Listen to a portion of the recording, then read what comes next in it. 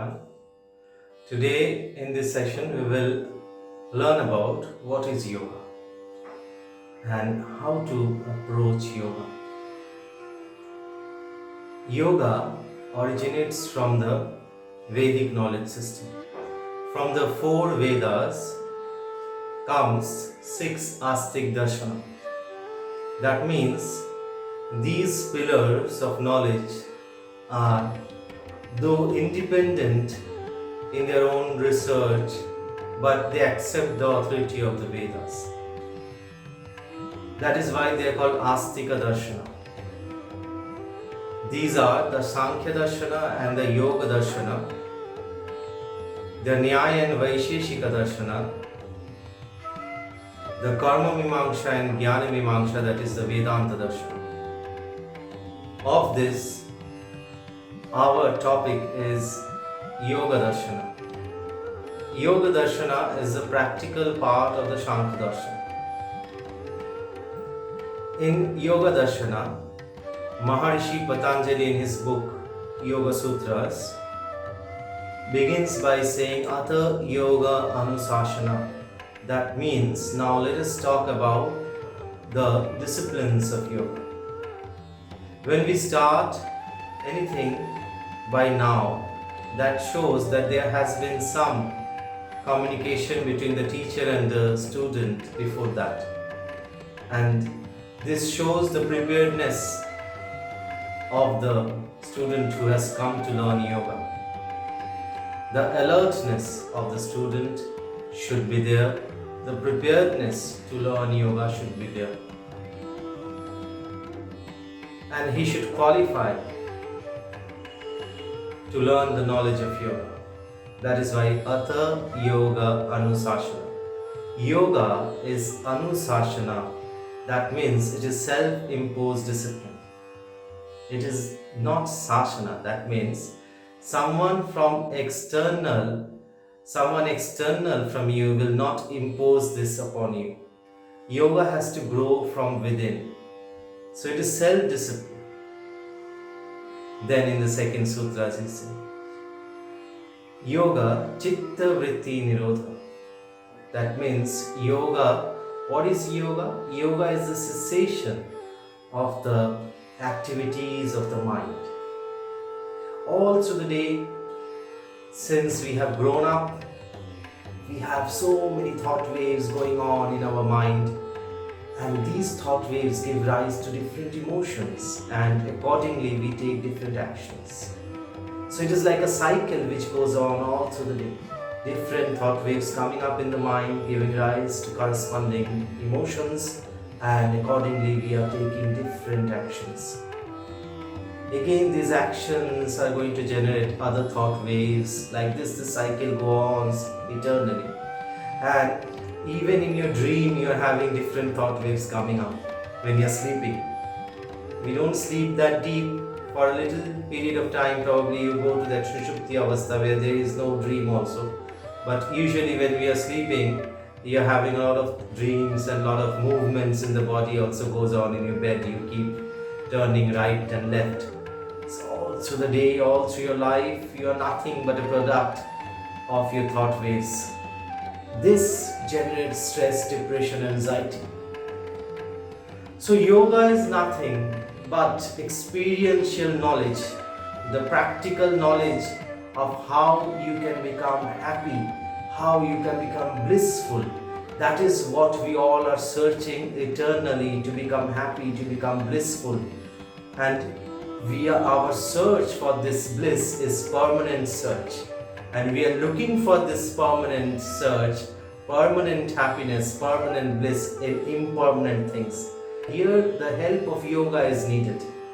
Here comes the importance of yoga as sadhana, importance of yoga as a practice which helps us understanding where we can get this permanent bliss. So he says yoga chitta vritti nirodha. That means yoga is a cessation of the mind, thought waves, the fluctuations of the mind.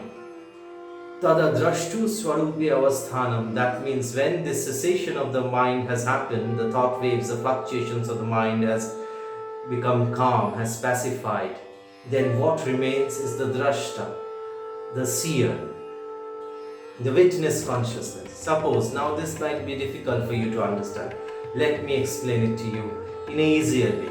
Suppose you enter a room, you enter your classroom, and you see that there are many things in the room.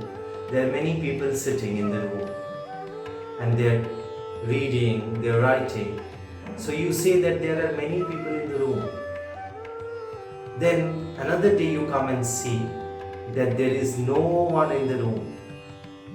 Then when there is no one in the room, who remains in the room? You remain in the room as the witness.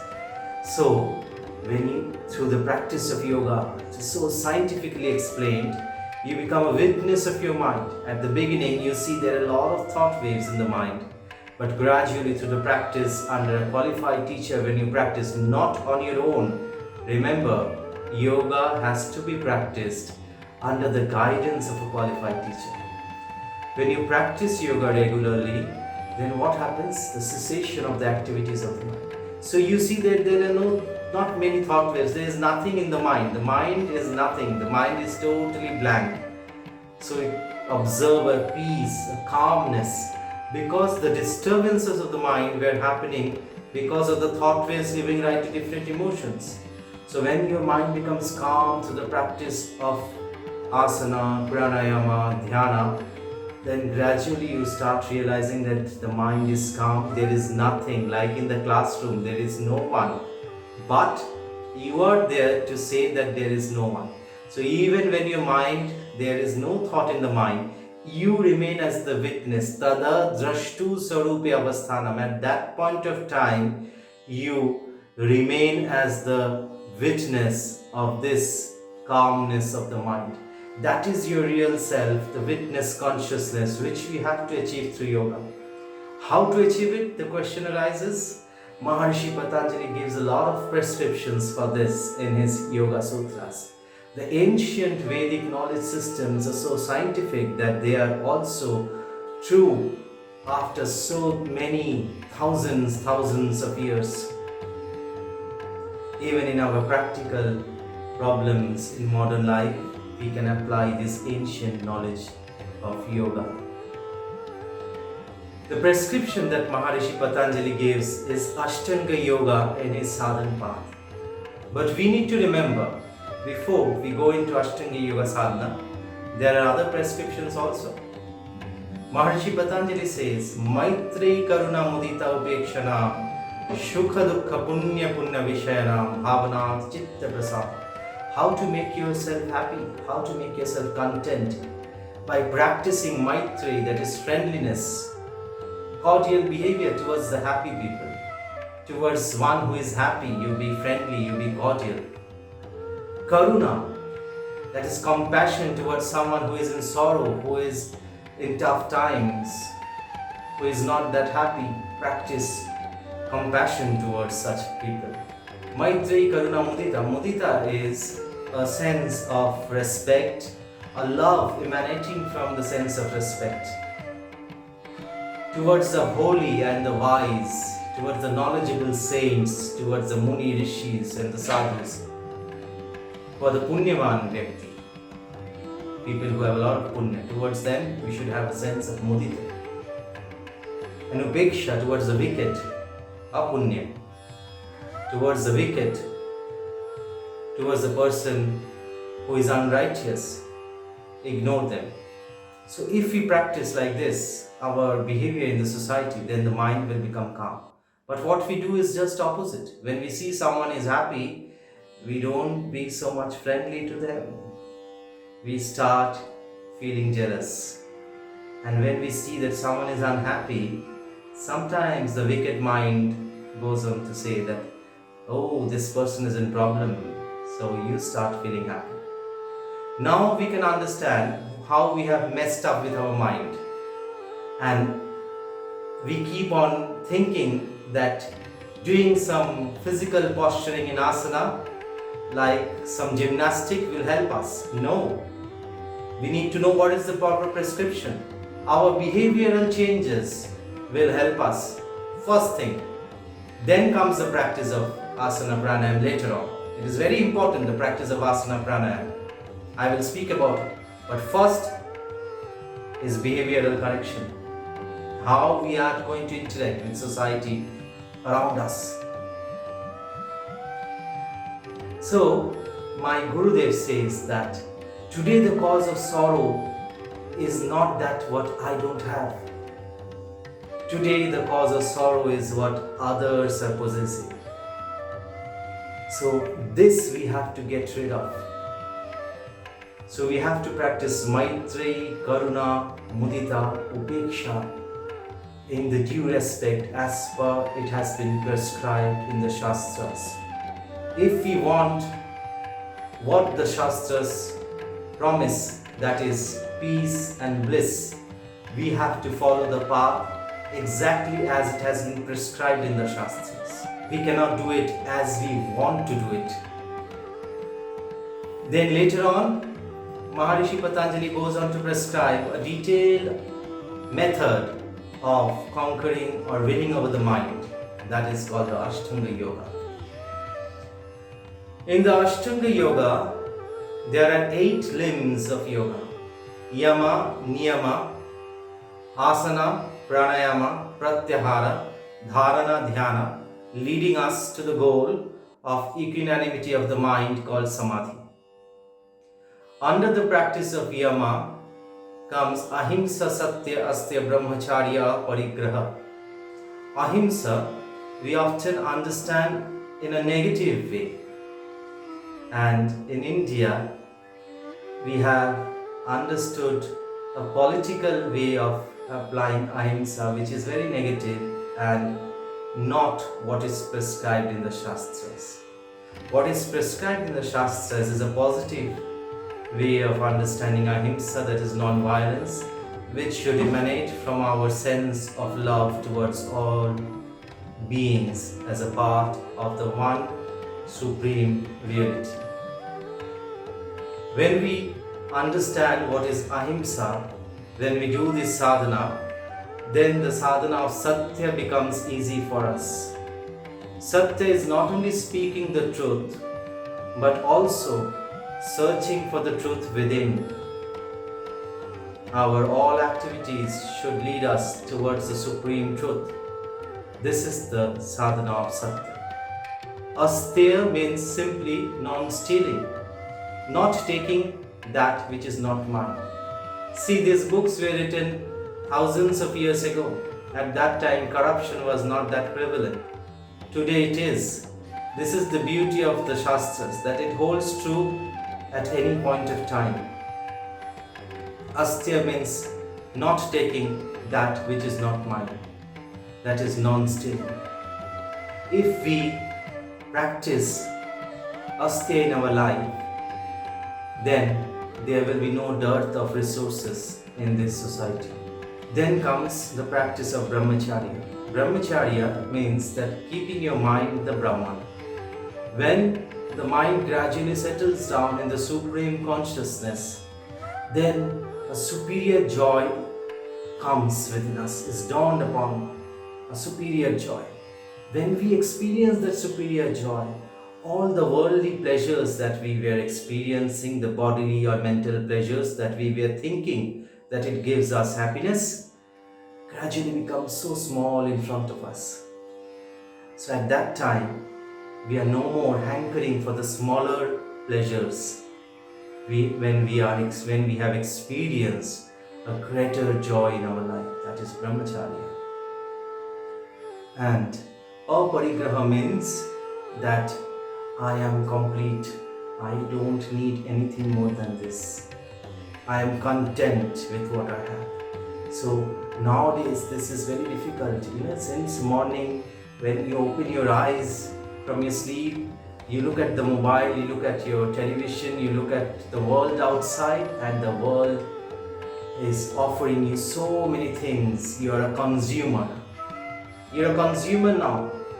You always want to buy something. Your mind keeps you busy with this, that I need something to be happy in the future. Your mind keeps telling you this, that you're not happy right now the way you are. So to become happy, your mind says that you need to possess something which you don't have. And in this way you are busy all through the day. And again this cycle of thought keep going on. So aparigraha means I don't want anything. The bare minimum that I have, I am content with that.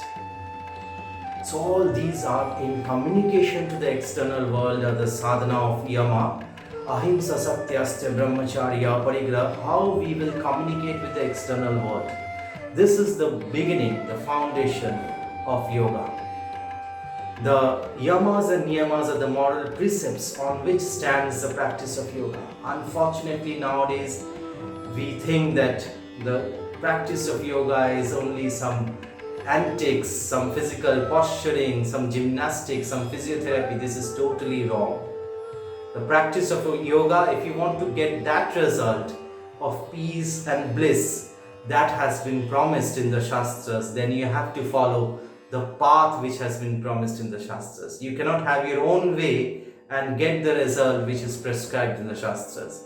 If you follow the way of the traditional knowledge system, then only you will get that traditional result which is prescribed. So now we comes to the niyama sadhana. Niyama sadhana in Ashtanga Yoga is your interaction with yourself.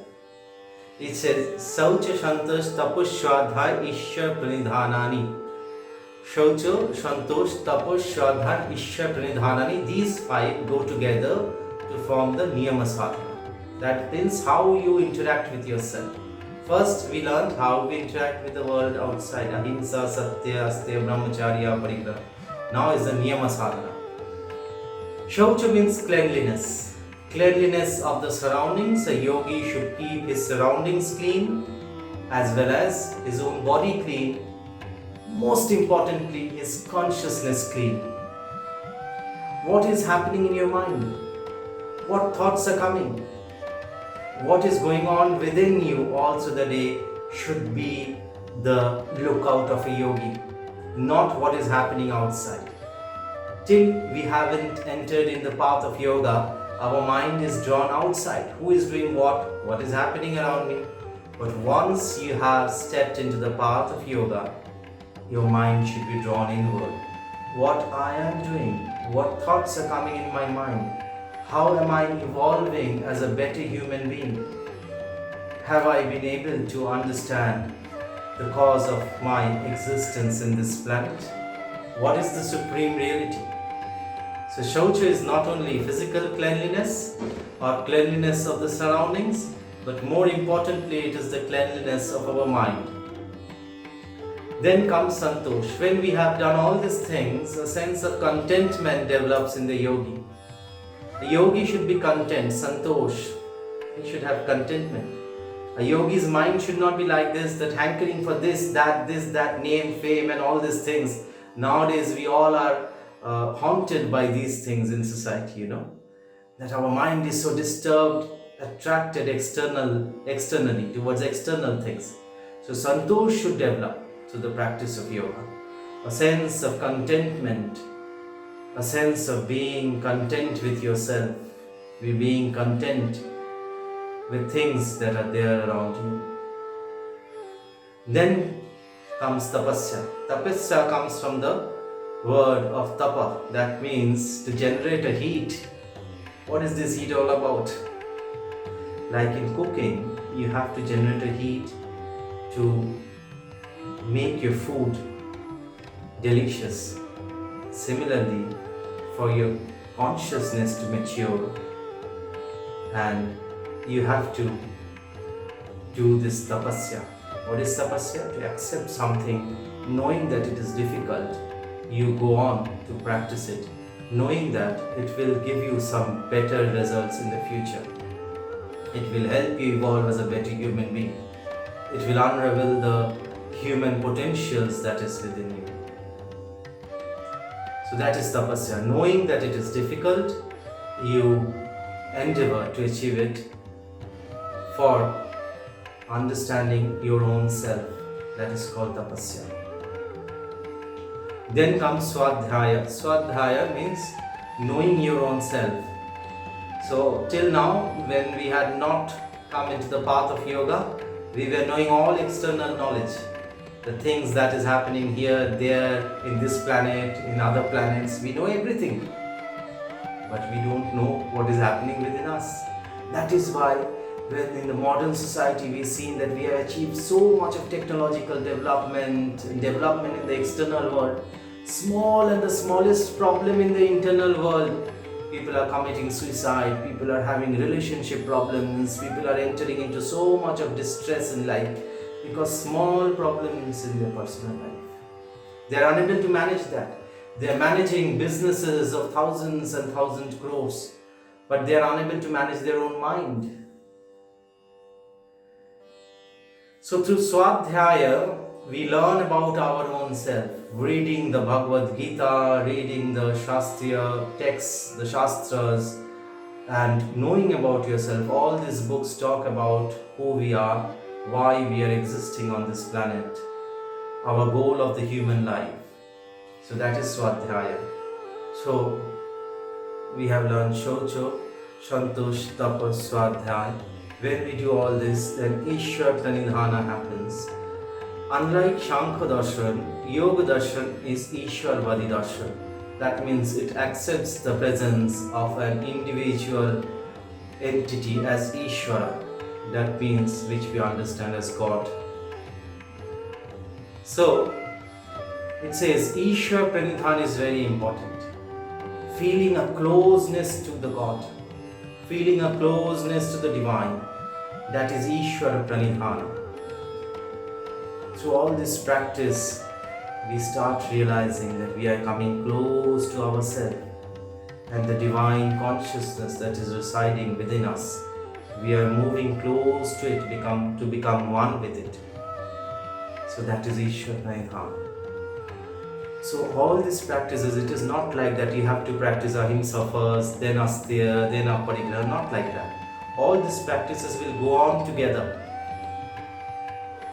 So yama, niyama practices form the foundation of the practice of yoga. Nowadays we often do not understand or do not know about yama and niyama practices. That is why even thousands asanas we do not get that desired result, that is the chitta vritti nirodha. We are far from it even after hours of sweating in the yoga studios because we haven't followed the path as prescribed in the Yoga Darshana. When we have learnt about yama and niyama, we have mentally accepted them and we have started practicing them in our life, we qualify for the practice of asana. Asana, Maharishi Patanjali says, Sthira Sukham Asana. That means you have to become still in the practice of asana and you have to experience sukha. You have to be blissful in the practice of asana. Now you will say that, oh teacher, you're saying that you have to be blissful, but it is so difficult to hold your leg, hold your hand in this posture, standing in one leg. How can we make our mind still? The body is not still, the body is moving. How can the mind become still? No, that is the practice. That is why we need to do the sadhana. Because it is still far from us, we have to achieve it.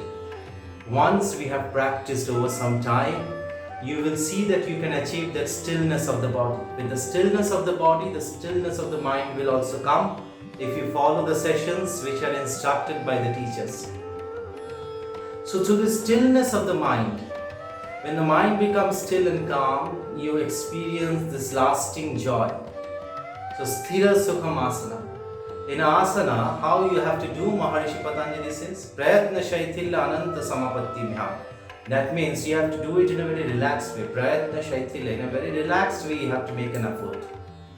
Not like pulling your hands, making your body stiff. No, not like that. Asana is not to be done like that. Prayatna Shaithilya. You make an effort, but in a relaxed way. Then you let loose your mind. Once you have made the effort, then surrender. Surrender to the divine. Prayatna Shaithilya, Ananta Shamapati. Let your mind loose and let it merge with the Ananta. That means the vast consciousness all around. the vast consciousness or Ananta Samapatti. Let your mind become one with that. When you do like this, then you do asana. Otherwise, you're not doing asana. You're doing some exercise. You will not get that result which you're looking for, the result of peace and bliss. Another thing, when you practice asana like that, in a difficult body posture, you are letting loose your mind and you're feeling the calmness. Over a period of time, you practice like this, you become an expert in it. You can make your mind calm even when the body is in a difficult posture. So this you apply in your practical life. When you apply in your practical life in difficult situations all around, still you can keep your mind calm. This is the beautiful thing about yoga. How you counter stress by the practice of yoga.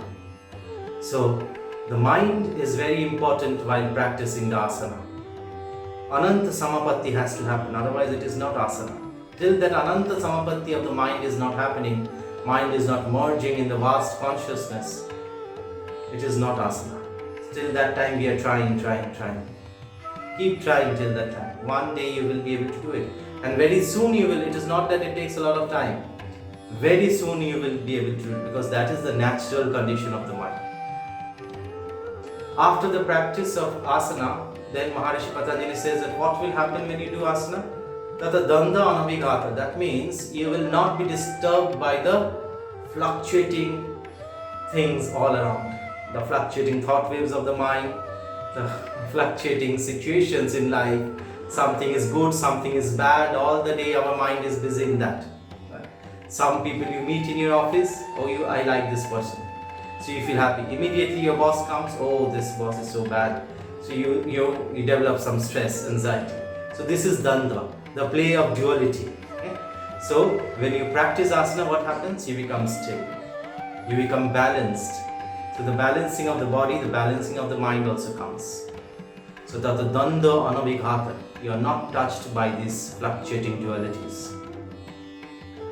Then comes the practice of pranayama. He says, Tasmin sati sasa prasyasur gati vichcheda pranayama. That means pranayama is the conscious delinking of the breath with the body. Consciously controlling the breath flow within the body. For some time you cease the breath. Sometime there is cessation of the breath consciously. You inhale, that is called the puraka.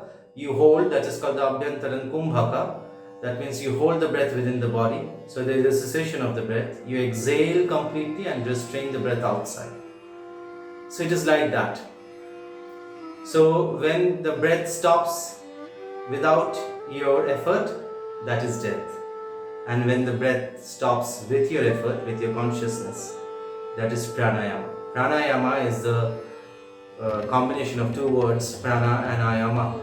Prana is the life force that is making us alive, flowing within the body and making us energetic, and ayama is directing this life force within the body. So consciously through pranayama, we are able to direct this life force within the body, and the mind becomes calm. We become prepared for the practice of higher yoga like dharana and dhyana. And what happens when you do pranayama?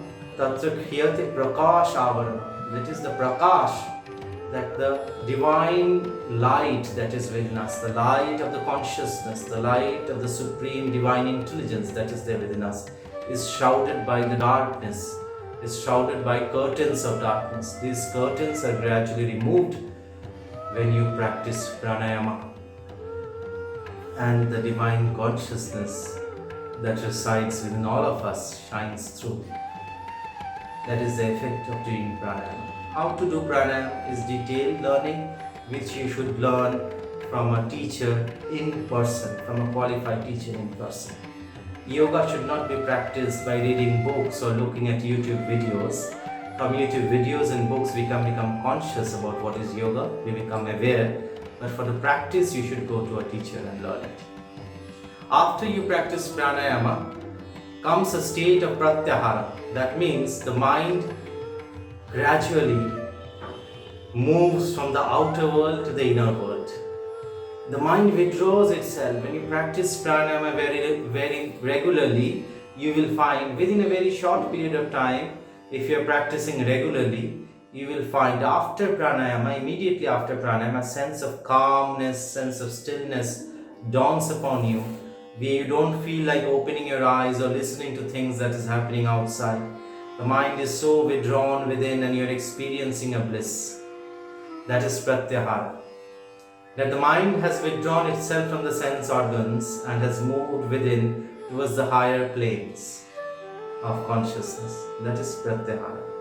We often think that the state of Pratyahara is like a meditation, but when we come to Dhyana, we will learn that Pratyahara is not Dhyana, but Pratyahara is a preparatory stage to reach the state of Dhyana. So, all these things we have been talking till now, yama, niyama, asana, pranayama, all these four are the bahiranga practices of yoga, that is the external practices of yoga. From Pratyahara, Dharana, Dhyana and Samadhi, these four are the internal practices of yoga or the antaranga practices of yoga.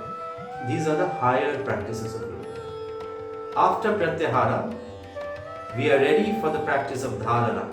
What is the practice of Dharana? The practice of Dharana is to fix your mind for some time, at some point, as per your own wish. The mind fixes itself somewhere as its own wish all through the day. So you're walking down the street, you see a beautiful dress in the shop window. You don't need it. You have thousands of dresses in your house, but your mind fixes itself there, and it starts making you understand that that dress is something which you cannot live without. I'm just giving an example. There are 1,000 things in the external world where your mind has fixed itself. So this is not dharana. Dharana is when you consciously fix your mind somewhere. So your control over the mind is much more in dharana. But dharana, you can fix your mind for some time, but again it gets disturbed by other thoughts. So the teacher instructs you that you close your eyes and you relax for some time and then fix your mind in the heart or in between the eyebrows or in something external like the murti of your guru or the murti of any god. So you fix your mind there. So you can fix your mind there for some time. This is the state of dharana. That some stability of the mind you have achieved. That the mind is to some extent under your control. But again it gets disturbed by something external to it. Then on practicing dharana regularly and practicing yoga regularly, you will enter upon a state of dhyana. Dhyana is something which you cannot do on your own. This dharana, dhyana, they happen. When you practice yoga regularly, the bahiranga yoga regularly, then the antaranga yoga develops automatically. From the dharana, you will gradually slip into the state of dhyana. You will not understand also, where there is a continuous flow of thought in the direction where you have guided your mind. Suppose you are concentrating or you are thinking about your Manipura chakra or your Anahata chakra, or you are thinking about your guru, or you are thinking about Akash Tattva, whatever you have been instructed by the teacher. In dharana, that thought was disturbed by other thoughts. In dhyana, there is a continuous flow.